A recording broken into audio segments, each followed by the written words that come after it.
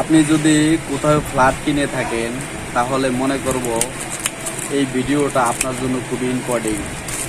আপনি যদি কোথাও টেকনিশিয়ান হিসাবে কাজ করে থাকেন বা কোথাও কন্ট্রাক্টদারি করেন তাহলে আমি মনে করব এই ভিডিওটা আপনার জন্য খুবই ইম্পর্টেন্ট।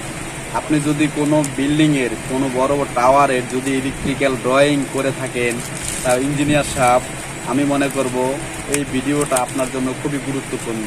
তো স্যার ম্যাডাম সবাইকে বলতেছি, যেই দেওয়ালে বাথরুম, যেই পাশে বাথরুম থাকবে ওই বাথরুমের দেওয়ালে কোনো ইলেকট্রিক্যাল বক্স স্টিলের ফিটিং করবেন না, তাহলে কিন্তু ওই দেওয়ালটা ভিজা থাকে, সব সময় তসা থাকে।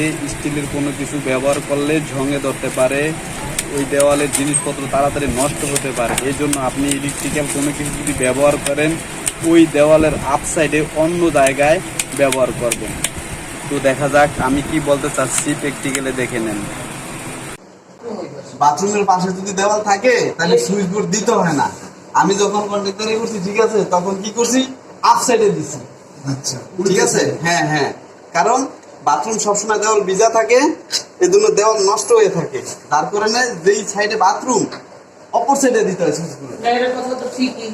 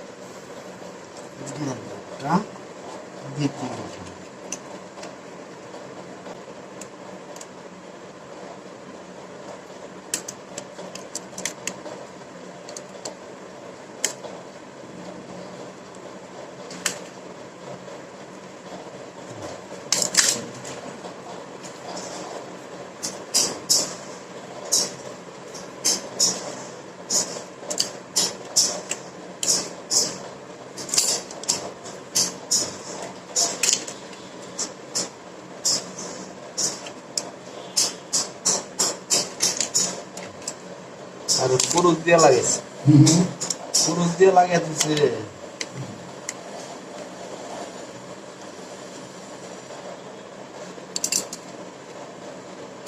কি হয়েছে? এক জায়গায় তো দুইটা, এই জন্য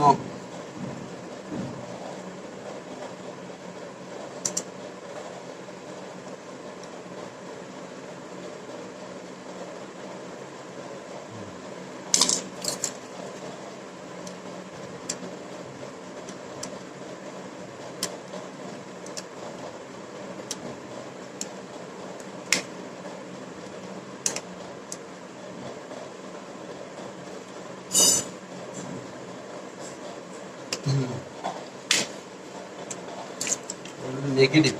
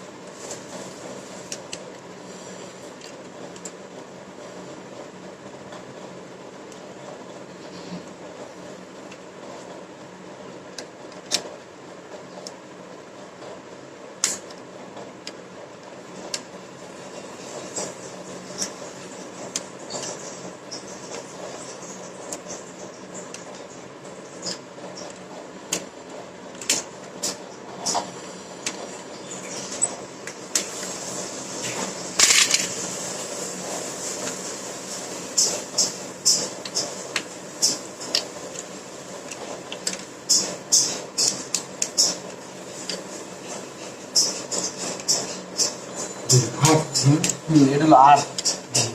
আর্ট সবসময় গ্রিন কালার থাকে, তাহলে যে কোনো মানুষ ভালো বুঝতে পারবে। এল এ হইলো লাইন লালটা, আর এন এ হইলো নেগেটিভ কালোটা, মানে ব্ল্যাক রেড। এল রেড, এন হইলো নিউট্রাল, আর ওই যে গ্রিন কালারের এটা হলো আর্থিং। সেম।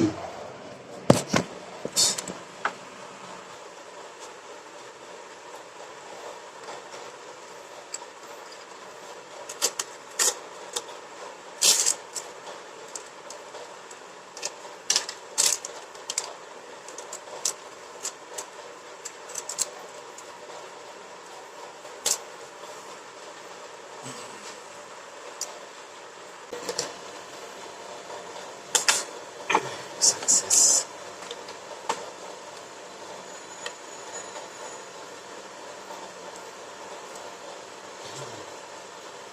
Success.